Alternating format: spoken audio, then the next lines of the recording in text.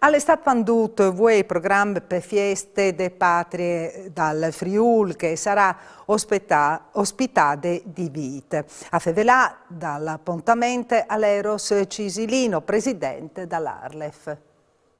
Finalmente ritorniamo alle vecchie tradizioni, vecchie manenche di tante, che di prima della pandemia, e soprattutto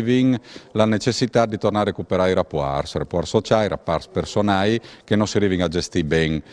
con i social network. I social network hanno avuto un'importanza predominante magari da quel periodo qui, ma che hanno usato un momento slontanato di che sono le progettualità condivise, soprattutto una certa socialità che è fatta di piccoli o grandi significati come una stretta di man, che la città di voi, che ha veramente di persone e che non sparta, soprattutto come sistema Friul, un lavoro in devante, invece che continuare a vedersi magari in video riunioni, che però